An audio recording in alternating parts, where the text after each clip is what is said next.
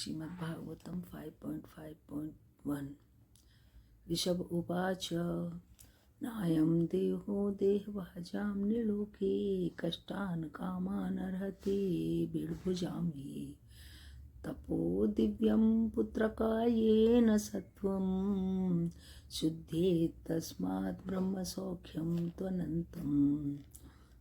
भगवान ऋषभ देव ने अपने पुत्रों से कहा, हे पुत्रों, इस संसार के समस्त देहधारियों में जिसे मनुष्य देह प्राप्त हुई है उसे इंद्रिय तृप्ति के लिए ही दिन रात कठिन श्रम नहीं करना चाहिए।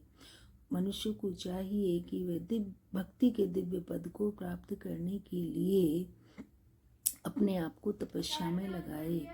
ऐसा करने से उसका हृदय शुद्ध हो जाता है और जब वह इस पद को प्राप्त कर लेता है तो उसे जीवन का शाश्वत जीवन का आनंद मिलता है, जो इस भौतिक आनंद से परे है और अनवरत चलने वाला है।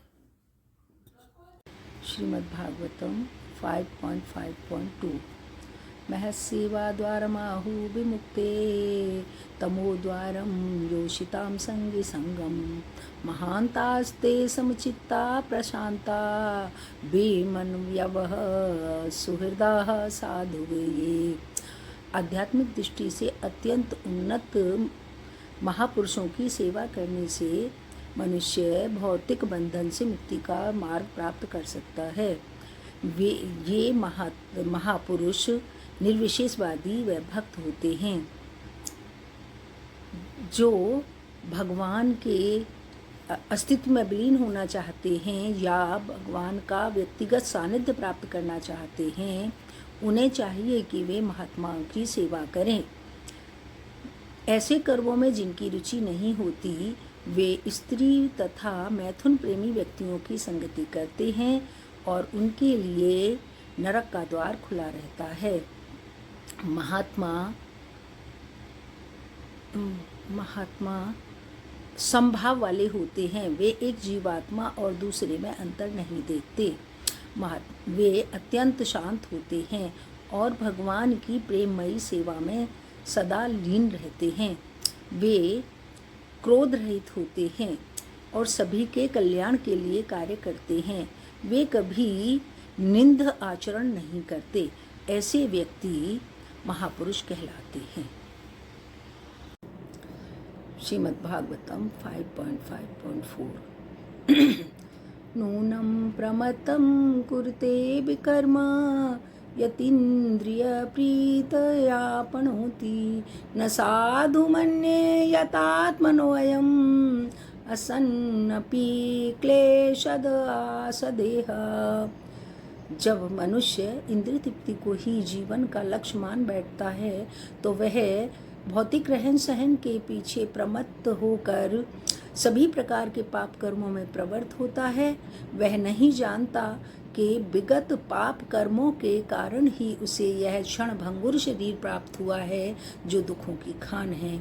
वास्तव में जीवात्मा को यह देह धारण नहीं करनी चाहिए थी, किंतु इंद्रिय तृप्ति के लिए ही यह देह दिया गया है। मैं यही मानता हूँ कि बुद्धिमान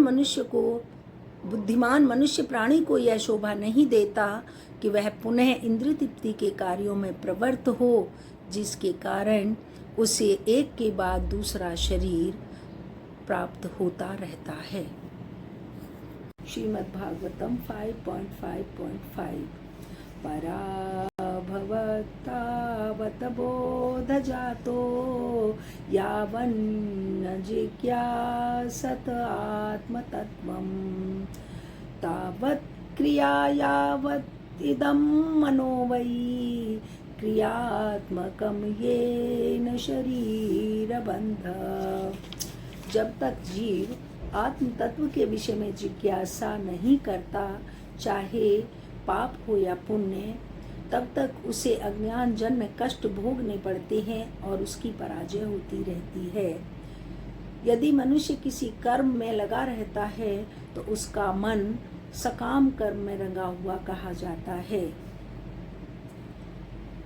जब तक मन अशुद्ध है तब तक चेतना अस्पष्ट रहती है, और जब तक मनुष्य किसी कर्म में लगा रहता है तब तक उसे भौतिक देह धारण करनी पड़ती है।